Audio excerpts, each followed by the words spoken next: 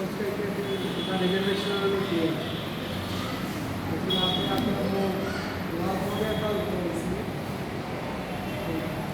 अभी मंदिर जी के साथ बहुत पुराना रहा है उनका सब तो चाहते हैं कि आप भी कुछ लोगों को धर्मोपदेश के माध्यम से।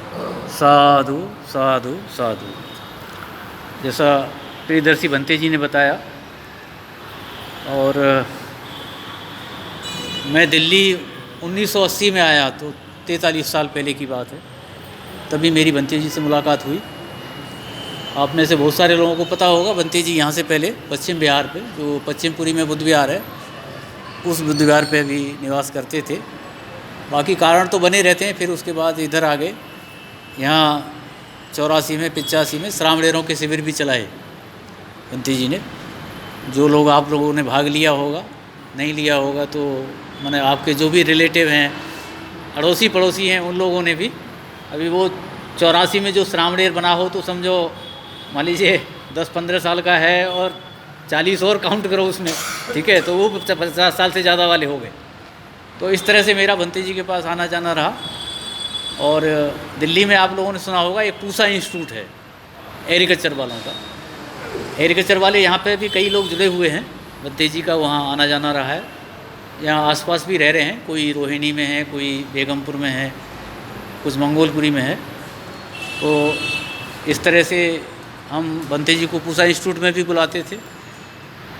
जैसी हमको ज़रूरत रही, जो संस्कार भंते जी के माध्यम से होते हैं, तो हमने उनको झांसी भी बुलाया। और कभी कभी दतिया या झांसी भंते जी आते थे तो हमारे पास भी हमसे मुलाकात किया। मैं उनको असिस्ट करता था कि भाई कहाँ पर कैसे देखना है, कौन से कार्यक्रम में ले जाना है। दतिया में भी एक शादी में भंते जी गए थे, 2008 की बात है। 2011 में भी गए। 14 अप्रैल को मेरी आखिरी मुलाकात हुई भंते जी से पार्लियामेंट पे। तो प्रियदर्शी भी साथ में थे। एक पुस्तक का विमोचन करना था। भंते धम्मदीप हैं गाज़ियाबाद में, आप में से हो सकता है कुछ लोग जानते हों, नहीं भी जानते हो। तो सीनियर हैं भंते, 78 साल की उम्र है उनकी, अब 79 साल की। उनके 43 वर्षावास हो गए। तो इस तरह उनकी एक पुस्तक हमने तैयार की थी ना, वदंत धम्मदीप महाथेरो व्यक्तित्व एवं कृतित्व, माने कि ये व्यक्ति हैं, इन्होंने क्या क्या काम किए, ऐसा करके हम लोगों ने उस पुस्तक का भंते जी के माध्यम से, दमवीरों के माध्यम से विमोचन किया था पार्लियामेंट पे 14 अप्रैल को। बाकी तो आप जानते ही हैं भंते जी के बारे में, जो भी उनको तकलीफ़ थी या नहीं, कोई नहीं बैठी।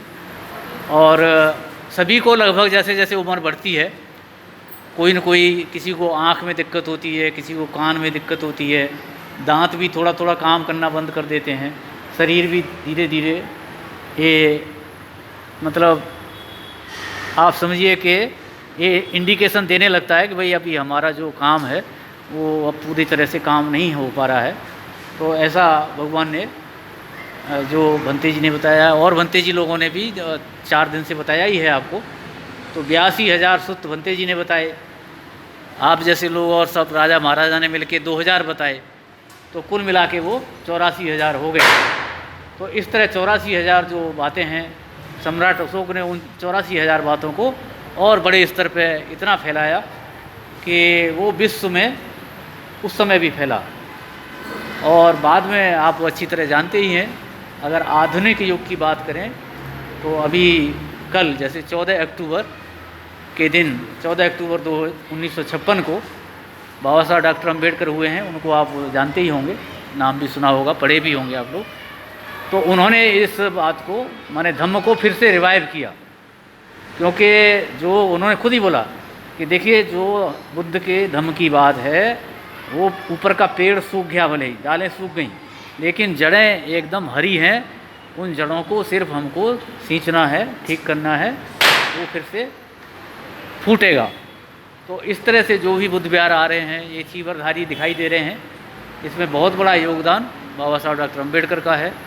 और आप सभी लोग उस धम्म को चलाने का काम करते हैं। धम्म के 4 अंग हैं, भिक्खु हैं, भिक्खुणी हैं, उपासक हैं, उपासिका हैं।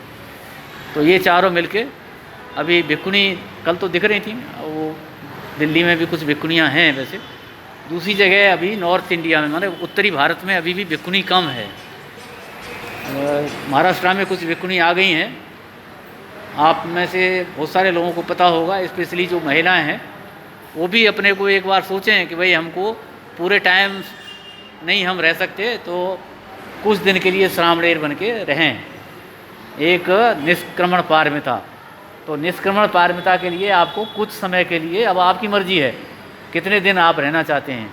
तो उसमें जो भंती जी ने अभी बताया ना, जैसे कि 10 तो नियम है ही हैं चीवर के, तो साथ साथ में चीवर के जो 227 पात्र है, उसके कैसे खाना खाना है, कैसे रहना है, ये सब नियम भी बताए जाते हैं।